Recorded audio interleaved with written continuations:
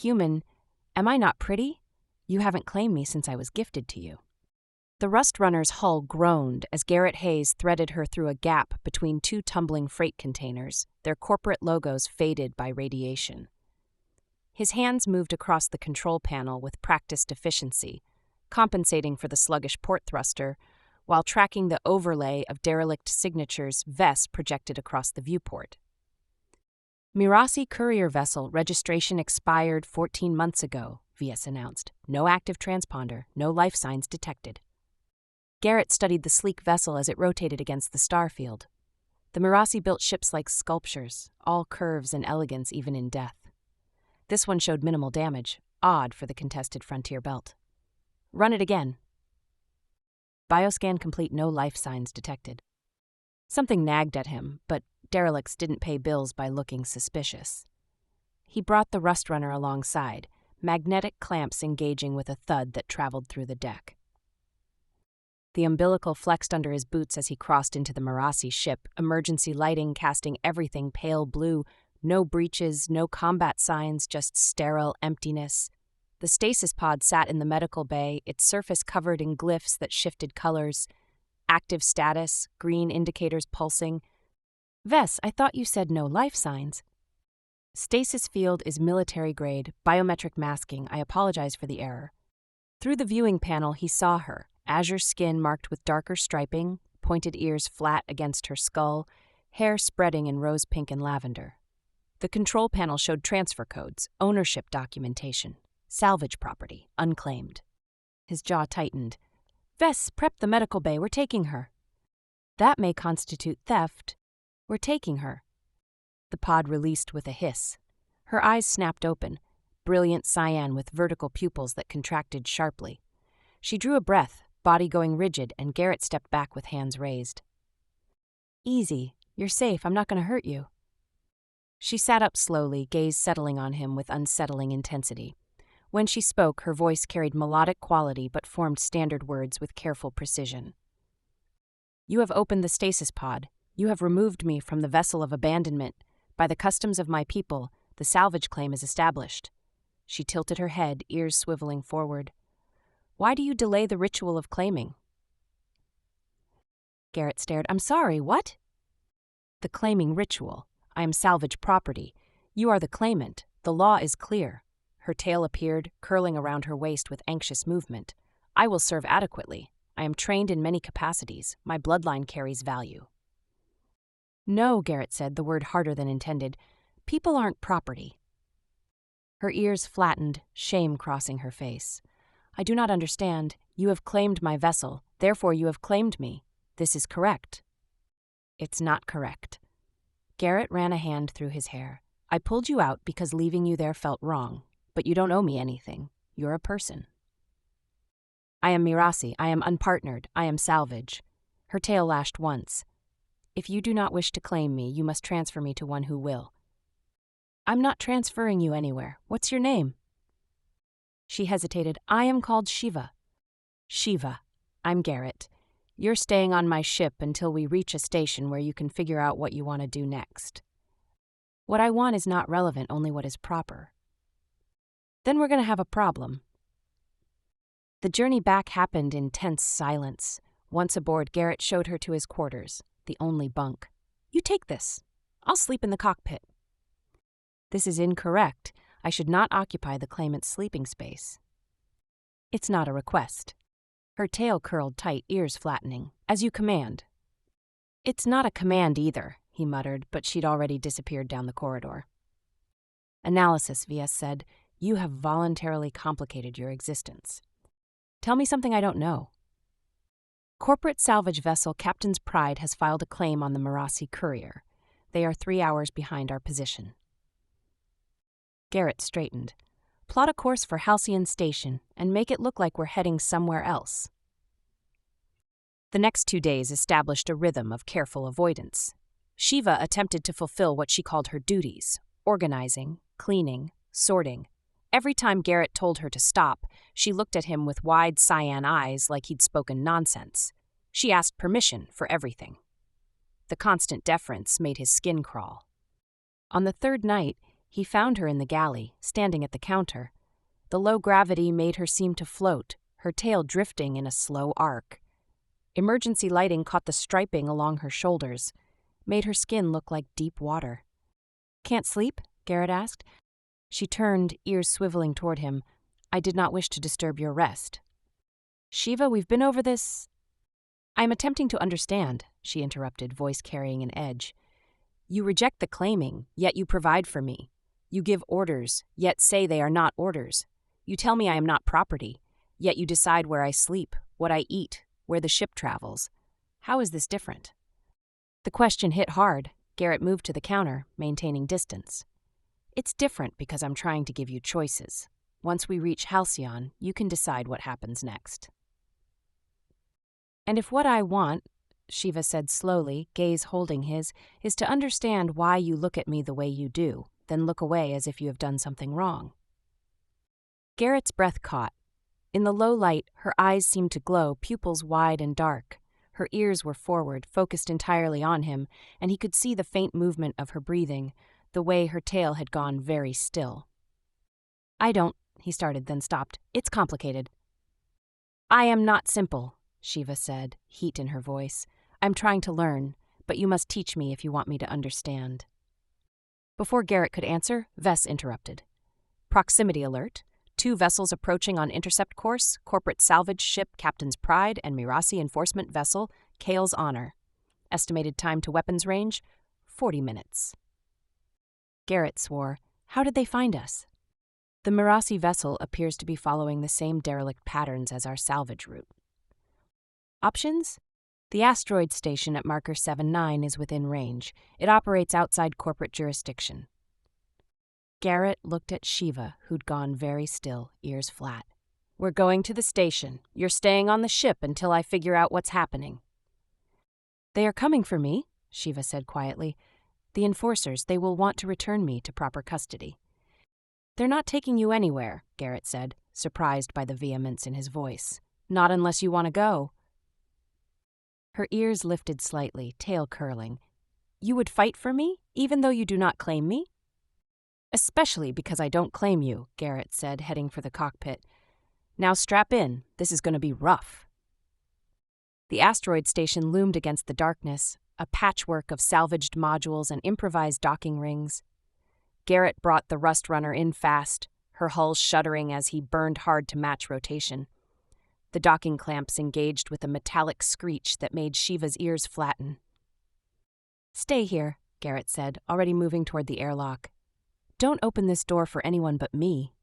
"Garrett," her voice stopped him. "What will you do?" He looked back at her standing in the corridor, tail wrapped around one leg, eyes wide and uncertain.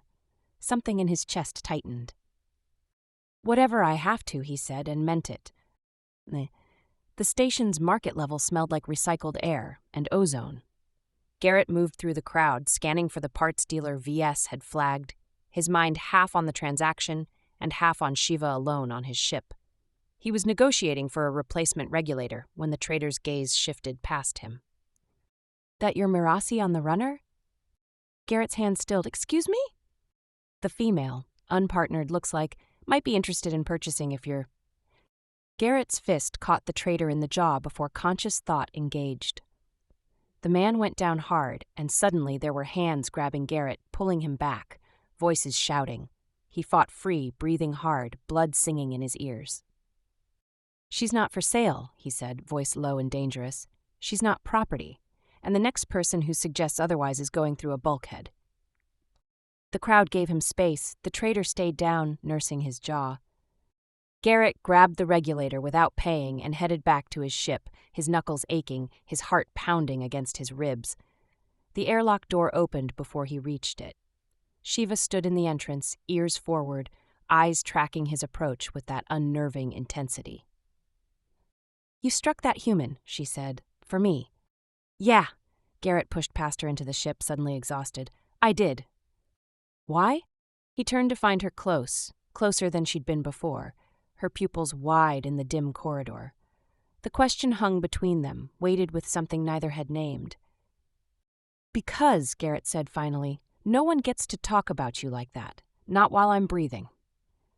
Shiva's tail curled slowly, ears tilting forward. This is not claiming? No, it's not claiming. Then what is it? Garrett met her gaze and felt something shift, something dangerous and inevitable sliding into place. I don't know yet, he said quietly, but we're going to figure it out. The runner shuddered as explosive bolts fired, severing the docking clamps. Garrett slammed the thrusters to full, shooting away from the station. Proximity alarms screamed. Enforcement vessel breaking dock, Vias announced. Corporate ship moving to intercept. Plot a jump anywhere, Garrett said, wrestling the controls. Mirasi vessel is faster. Interception in 3 minutes. Shiva slid into the co-pilot's seat, hands flying across navigation. Debris field at heading 273, dense enough for cover. Garrett glanced at her. You know navigation? All Mirasi females receive technical education. We must be useful. Her ears flattened. The field has unstable mass, difficult for larger vessels. They dove into the debris field with the enforcement vessel behind them. Garrett flew on instinct, trusting Shiva's callouts. The hull scraped metal with a shriek. Corporate ship has broken off, said. Garrett aimed at a broken colony ship spine. At the last second, he fired thrusters, sending them spinning beneath it. The Mirasi vessel clipped the debris and tumbled. Garrett punched engines and broke clear. Can they track us? Sensor array damaged. Once repaired, trajectory will be calculable. He looked at Shiva, rigid in her seat, claws extended, ears flat, tail lashing. You okay? I have never defied an enforcer. Never run. Her voice broke. This is not proper. Maybe it's how you behave. Maybe that's what matters. She turned, pupils wide. I do not know who I am if I am not what they taught me. Garrett wanted to reach for her, but held back. You've got time to figure it out. Hours later, Garrett worked on repairs while Shiva watched from the galley. You should rest, he said. I do not wish to be alone right now. He met her gaze. Want to talk? You say I should choose, but how when I do not know the options? My culture says submit. Yours says freedom, but freedom feels like falling. It does at first, Garrett admitted. When I left to run salvage, it felt like I'd cut myself loose. Took years to learn freedom means choosing who you connect to. And you chose alone until me. I hadn't found anyone worth sharing space with, anyone who made me want to stop running. And do I, her voice whispered, or am I another broken thing you fix before moving on? The accusation stung, but this didn't feel like his pattern. I don't know what this is, but it doesn't feel like fixing something broken. She stood, moving close. He could smell rain on warm stone. May I touch you? His breath caught. Why ask permission? Because you say I have choices, I wish to choose this. He nodded. She raised one hand slowly. Fingertips brushed his cheek, traced his scar, his jaw. Her hand slid to his chest over his heart. It beats so quickly. That's a you thing, Garrett said, voice rough. Darker color rippled through her striping. I affect you this way? Yeah. In my culture, touch means ownership, but this feels like discovering something new. Garrett covered her hand with his. That's exactly what it is. Vess interrupted. Enforcement vessel regrouping with support. Recommend establishing destination. Garrett stepped back. We need a plan. There is nowhere, Shiva said. My markers are in every database. Then somewhere without Mirasi presence, off the map, an idea formed. Vess, pull up Terminus Gate station. The abandoned hyperspace facility, non-operational for decades. Exactly. No one goes there. Perfect for hiding. 4 days travel at current speed. Garrett looked at Shiva. 4 days, just us. Can you handle that? Her tail curled. I believe I will survive. They worked side by side over the following days. On the second night, Garrett found Shiva on the bunk's edge wearing his spare shirt. The sight did something to his chest. Can't sleep? I have been thinking about choosing connection. He leaned against the doorframe. And? I do not know how to choose when I have never been taught I could. She turned, eyes bright. But near you, I feel less afraid.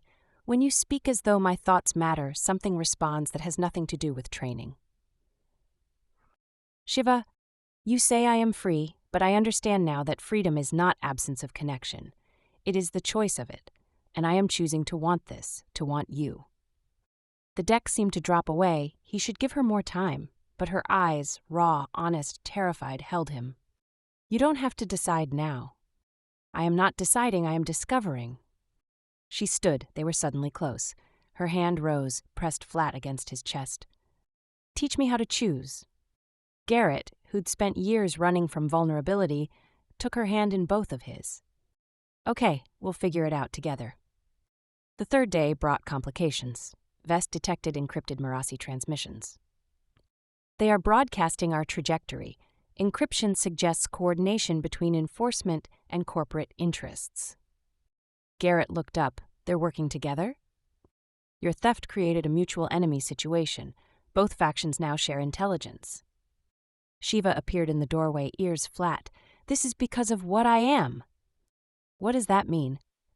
Silence, then barely audible. My bloodline. We are called Keyline. Our genetic markers interface with ancient hyperspace gates. We are why they function before collapse and the key to reactivating them. Garrett stared. You can operate Terminus Gate? I do not know. I have never tried, but my biology carries the codes. This is why I was in stasis, being transported. Whoever controls a keyline controls faster than light travel. Her voice dropped. This is why they will never stop hunting me. The weight settled over him. She wasn't just running from tradition, she was running from becoming a tool. Then we make sure they can't use you. We get to Terminus, figure out what your abilities mean, and find real freedom.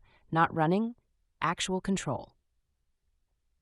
Her eyes widened. You would help, even knowing we may never be safe? Garrett crossed the space and cupped her face, feeling her warmth, her hitching breath. Especially knowing that, because you deserve better than being someone's key. Her hands gripped his wrists, claws extending slightly, enough to anchor. I do not know how this ends. Neither do I, but we're finding out together. Her pupils dilated until her eyes were almost black. When she spoke, her voice carried something new. Not hope exactly, but the beginning of belief. Yes, together. The fourth day brought Terminus Gate into view, a massive ring of dark metal against deeper darkness, covered in glyphs that seemed to absorb light. Dead for 20 years, a monument to technology no one understood anymore. No active signatures said. Station appears abandoned as records indicate. Good. Garrett brought them in slowly, the runner's damaged systems groaning. Let's hope it stays that way. But as they approached the docking ring, Shiva gasped. Her hand flew to her chest, ears snapping forward. What's wrong? I can feel it, she whispered, staring at the gate. The station, it is not dead, it is sleeping, and it knows I am here. Garrett looked from her to the massive structure, unease crawling up his spine. Shiva, what does that mean? She turned to him, and her eyes were different. Still cyan, but with something else behind them, something ancient and aware. It means, she said slowly, that everything is about to change. Before Garrett could respond, Vest spoke with unusual urgency. Multiple contacts dropping from hyperspace, Mirasi Enforcement Fleet, corporate battle group, both converging on this position. Garrett swore. How long? 20 minutes. He looked at Shiva, saw her jaw set with determination he'd never seen before. We dock, she said. We go inside, and I interface with the gate before they arrive. You don't even know what that will do. I know that I am tired of running. I know that I choose this, and I choose you at my side when I do it. Their eyes held for a long moment. Then Garrett nodded and turned back to the controls. All right, let's wake this thing up and see what happens. The docking clamps engaged with a resonant thud that felt like destiny locking into place. The station's interior was colder than expected. Garrett's breath misted in the beam of his headlamp as they moved through corridors that hadn't seen life in decades. Shiva walked beside him, one hand trailing along the wall, her ears swiveling at sounds he couldn't hear. You feel it? He asked, keeping his voice low. Everything. The metal remembers, the system's dream. Her fingers traced glyphs that began to glow faintly at her touch. My people built this. Our genetic codes are written into every surface. 18 minutes, Vest said through his comm. Both fleets are burning hard. They know you're here. The central chamber opened before them, a vast space dominated by a crystalline interface column rising from floor to ceiling, pulsing with dim bioluminescent light. Consoles ringed the perimeter, dark and lifeless, except where Shiva's presence seemed to wake them. "This is it," she said, moving toward the column. "The neural interface." Garrett caught her arm. "Wait, you don't know what this will do to you." She turned, and her eyes held his with absolute certainty. "I know that if I do nothing, they will take me, use me, make me activate gates for whoever pays the highest price or wields the most force. This way I choose." "And if it kills you?" "Then I die free." She touched his face, claws gentle against his skin. "But I do not think it will kill me. I think it will show me who I was always meant to be." Footsteps echoed from multiple corridors, heavy boots, military precision. Garrett spun, plasma cutter already in hand. "We've got company."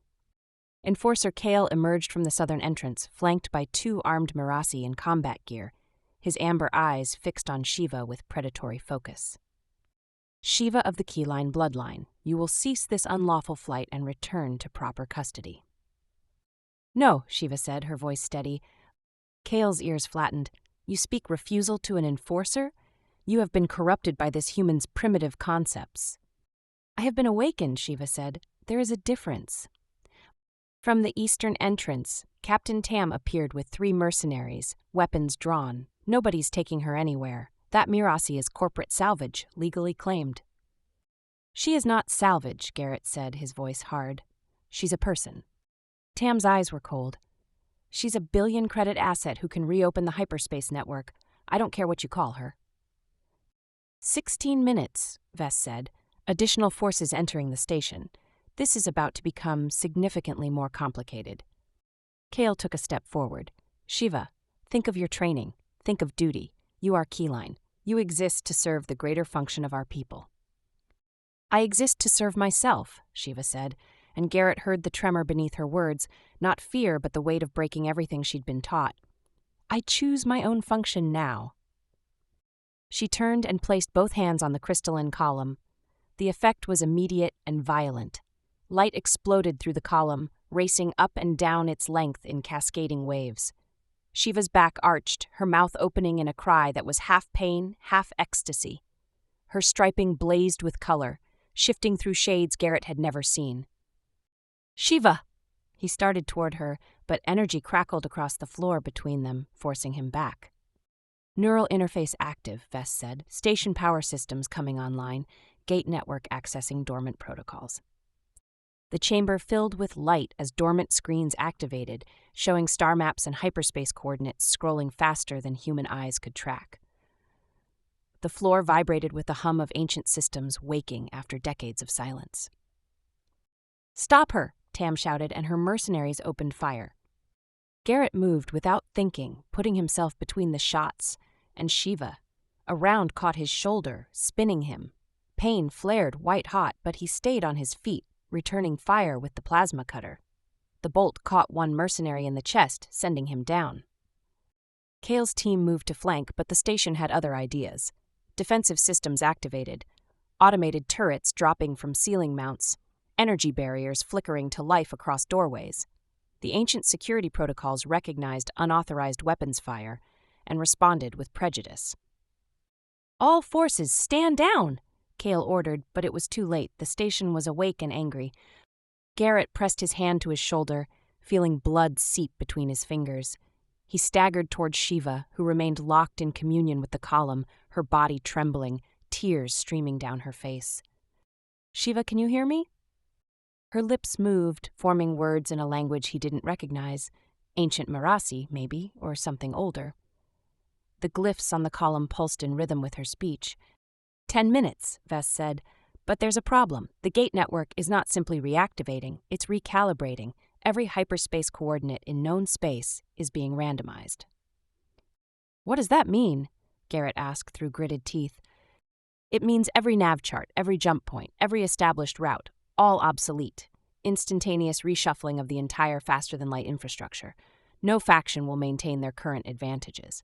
The playing field will be completely reset." Tam's face went pale as she processed the implications. She's destroying the network. No, Vess corrected. She's liberating it. No one will be able to control hyperspace access anymore. Everyone will have to rediscover routes together. It's chaos, but it's fair chaos. She cannot do this, Kale roared. The key lines exist to maintain order, not destroy it. The key lines, Shiva said, her voice strange and layered as though speaking from a great distance, exist to prevent exactly what you made of us, tools, property, keys to be fought over. Her eyes opened, glowing with the same light as the column. No more. The station shuddered. Through the viewports, Garrett saw the gate itself beginning to rotate, massive segments moving for the first time in 20 years. Energy built in the ring's core, not the steady pulse of a functioning gate, but something wild and transformative. 8 minutes until fleet arrival, Vess said. However, I detect multiple ships breaking formation. The recalibration has triggered panic. Some vessels are attempting emergency jumps with obsolete coordinates. They'll tear themselves apart, Tam said, horror creeping into her voice. Only if they're foolish enough to jump before the recalibration completes, Vess said. But yes, some will be that foolish. Garrett reached Shiva despite the energy barrier, his hand closing on her shoulder. Her skin was hot, almost burning. Shiva, come back. You've done it. Come back to me. Her head turned slowly, eyes still glowing. I see everything, Garrett. Every gate, every coordinate, every possibility. I am the network. No, he said firmly. You're Shiva. You're the woman who's learning to choose, and right now you need to choose to come back. Something flickered in those glowing eyes, recognition, humanity fighting back against the overwhelming data flood. I do not know if I can, she whispered. There is so much. I am losing myself in it. Garrett pulled her closer, ignoring the pain in his shoulder, ignoring the energy crackling across his skin. Then hold on to me. Use me as an anchor. You're not alone in this. 5 minutes, Vess said. The enforcers and mercenaries are retreating to their ships. Captain Tam has already departed. Only Enforcer Kale remains. Garrett looked up to see Kale standing alone, his weapon lowered, staring at Shiva with something that might have been grief. You have doomed our people, Kale said quietly. Without control of the gates, we have no leverage, no power. Without control of the gates, Shiva said, her voice returning to normal as she pulled back from the interface, the glow fading from her eyes. You have no excuse to treat keylines as property. We are free now, all of us. The column's light pulsed once more, then dimmed to a steady rhythm. Shiva sagged, and Garrett caught her, his injured shoulder screaming in protest. She was herself again, eyes cyan, striping their normal pattern, but something fundamental had changed. She carried herself differently, moved with a confidence that came from knowing exactly who she was. The recalibration is complete, Vess announced. Gate network is stable but fundamentally altered. All previous navigation data is obsolete. The hyperspace map is now open territory. Kale looked between them for a long moment, then turned and walked away, his footsteps echoing in the vast chamber. We should go, Garrett said, swaying slightly, before someone else shows up with ideas about salvage rights. Shiva's eyes widened as she saw the blood on his shoulder. You are injured. You took fire meant for me. Yeah, well, he managed a lopsided smile despite the pain. That's what you do for people you. He stopped, the words catching in his throat. For people you what? Shiva asked softly, her hand coming up to cup his face. For people who matter, he said finally. She held his gaze, and something passed between them that needed no translation, no cultural context. Just two people who had chosen each other despite every reason not to. Come, she said, sliding under his good arm to support his weight. We have a ship to reach, a wound to treat, and a new galaxy to explore. Together? Garrett asked. Together, Shiva confirmed, her tail curling around his waist in a gesture that was pure affection, pure choice. They limped toward the exit, leaving the awakened gate behind them, its light spilling through the station like a promise of what was possible when freedom mattered more than control. The runner's medical bay was barely large enough for one person, let alone two. Shiva worked with focused intensity, her hands steady as she cleaned the wound on Garrett's shoulder. He sat on the edge of the medical bench, trying not to wince as antiseptic burned through damaged tissue. "You are fortunate," she said, her voice clinical but her ears flat with worry. "The round passed through cleanly, no bone damage." "Feels fantastic," Garrett said through gritted teeth. Her hands stilled for a moment. "You should not have stepped in front of me." "Yeah, well, wasn't really thinking about should." She resumed working, applying synthetic skin in careful strips. Her tail brushed against his leg, the touch light but deliberate. "In my culture, such an action would establish deep obligation. The saved becomes indebted to the savior." "Good thing we're not following your culture's rules anymore." She met his eyes. "Good thing." The synthetic skin sealed with a faint hiss. Shiva's hands lingered on his shoulder, warmer than they'd been before the interface. Everything about her seemed slightly changed, sharper, more present, as though she'd shed a layer of distance between herself and the world. "How do you feel?" Garrett asked. "After everything at the gate?" She was quiet for a moment, her fingers tracing the edge of the bandage. "Like I have been asleep my entire life and only now opened my eyes. The network showed me what the key lines were meant to be. Not keys to be hoarded, but guides, helpers, partners in exploration." Her gaze held his.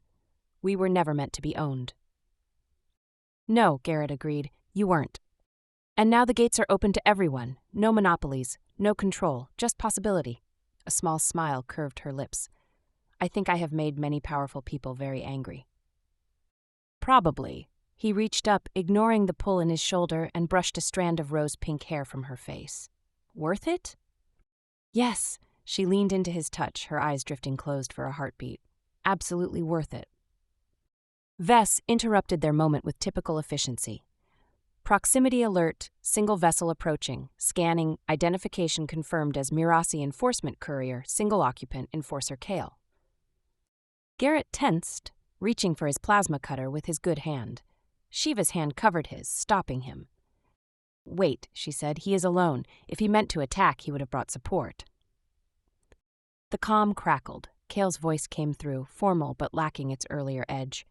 "Shiva, I request permission to dock and speak. I am unarmed." Shiva and Garrett exchanged glances. She nodded slightly, and Garrett triggered the comm. "You've got 5 minutes. Try anything, and I'll vent your ship with you still in it." "Understood." The docking process was tense. Garrett stood at the airlock, weapon ready despite his injury, while Shiva waited in the corridor. When Kale emerged, he did indeed appear unarmed, his hands visible and empty. His amber eyes went immediately to Shiva. "I come to deliver information, not threats," he said. "The Council has declared you anathema. Your actions at Terminus Gate have been classified as terrorism against Mirasi interests."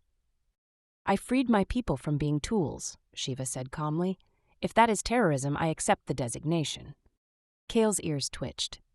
"You misunderstand. I am not here to enforce their judgment. I am here to tell you that 17 other key lines have already fled Mirasi space. The recalibration showed them what you showed them, that another way is possible. They are scattering across known space, seeking their own paths."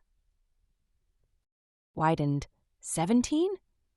"And counting. The Council is in chaos. The corporate interests are fractured. No one controls the gates anymore." He paused, and something complicated crossed his face. "You were right. We were wrong. I was wrong." "Why are you telling me this?" Shiva asked. "Because you deserve to know that your choice mattered, that it changed things."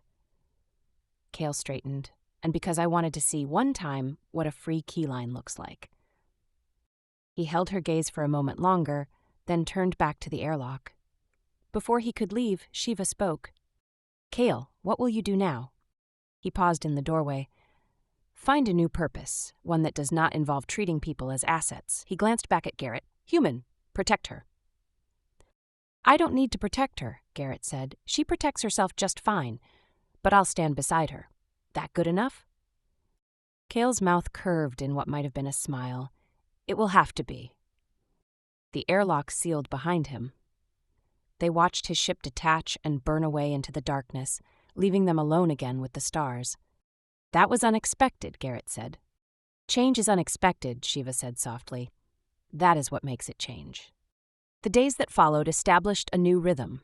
The runner drifted through uncharted space, following recalibrated jump coordinates that no one had mapped yet. Garrett healed, the synthetic skin knitting cleanly. Shiva explored the ship with fresh curiosity, no longer asking permission but simply choosing where to go, what to learn, what to touch. They began sleeping in shifts by unspoken agreement, but the shifts grew shorter, the boundaries less defined. Garrett would wake to find Shiva curled in the pilot's chair, studying star charts. She would return to the crew quarters to find him sprawled across the bunk, and instead of leaving, she would sit on the edge, her hand finding his, fingers intertwining while they talked in the darkness about everything and nothing. On the 8th day after Terminus Gate, Garrett found Shiva in the observation port, her reflection ghostly against the stars. She'd taken to wearing her own clothes now, garments from her salvaged ship that she'd altered to fit better, that reflected her own taste rather than prescribed function. "Couldn't sleep?" he asked, settling beside her. "I do not wish to sleep. I wish to watch the universe." She glanced at him and her eyes caught the light. "Do you know what I realized today?" "What?" "I have never chosen where to go before. Every destination was determined by others. But now," she gestured at the view screen, at the infinite possibilities spread before them. "Now I could go anywhere, do anything, become anyone." "What do you want to become?" Garrett asked. She turned fully to face him, and the intensity in her gaze made his breath catch.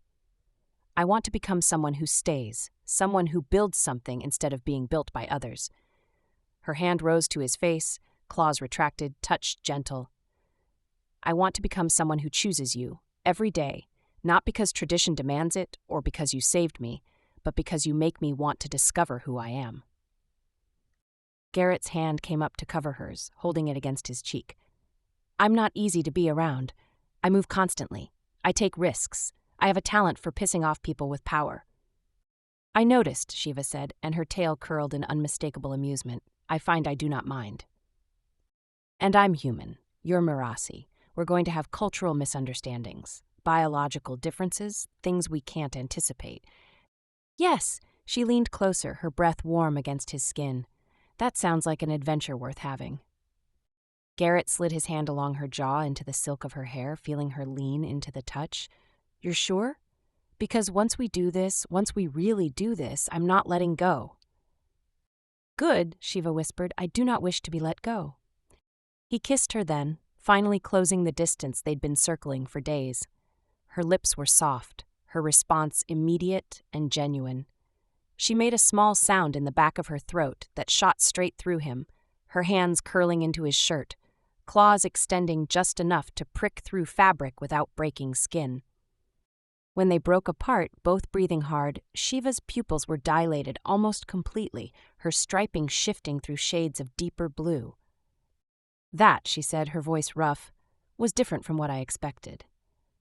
"Good different or bad different?" "Good." Her tail wrapped around his waist, pulling him closer. "Very good. May we do it again?" Garrett laughed, the sound free and genuine. "Yeah, we can do it again." They kissed until they were breathless, until the boundaries between them blurred into something new and shared. Eventually, they pulled apart, foreheads resting together, hands still tangled in each other's clothes and hair. "Vess," Garrett said without looking away from Shiva, "plot a course for the outer colonies, the independent systems where no one asks questions and everyone minds their own business." "Calculating. May I inquire as to your intentions?" "We're going to find a place to set up operations, salvage business, exploration services, whatever pays enough to keep us flying." "We?" Shiva asked, her ears perked forward. "We," Garrett confirmed, "if that's what you want." She considered for a moment, her tail tightening around him. "I want my own bunk." He blinked. "What?" "My own bunk, in the crew quarters, beside yours." Her eyes held his, fierce and certain, "So that when I choose to sleep beside you, it is a choice, not a default, not an assumption." Understanding dawned, and with it, a warmth that had nothing to do with desire and everything to do with recognition. "Yeah, we can do that. 2 bunks, side by side." "And equal partnership in this business you propose," Shiva continued. "I am an excellent navigator and technician. My skills have value." "Equal partnership," Garrett agreed. "And you will teach me to pilot," she said, a smile playing at her lips. "Because I wish to learn, not because you think I should." "Deal." He pulled her close again, feeling her heartbeat against his chest, steady and strong. "Anything else?" "Yes." She looked up at him, and her expression was soft, open, entirely her own. "You will tell me when I am beautiful, not because you think I wish to hear it, but because you genuinely believe it." "That's easy," Garrett said, his thumb tracing the striping along her cheekbone. "Because you are beautiful and fierce and brilliant and absolutely terrifying in the best possible way." Her laugh was pure joy, and when she kissed him again, it tasted like freedom. Weeks later, the runner drifted in the space between mapped territories, running on low power while they slept tangled together in Garrett's bunk. The second one still empty but waiting, always waiting, proof that proximity was choice and not compulsion. In the darkness, Shiva's tail curled around Garrett's leg, his arm draped across her waist, her head tucked beneath his chin. The stars wheeled outside, indifferent and infinite, while inside the small ship, two people who had chosen each other built something new from the wreckage of what they'd been taught to be. The salvage business could wait until morning. The galaxy wasn't going anywhere. For now, this was enough. More than enough. Everything.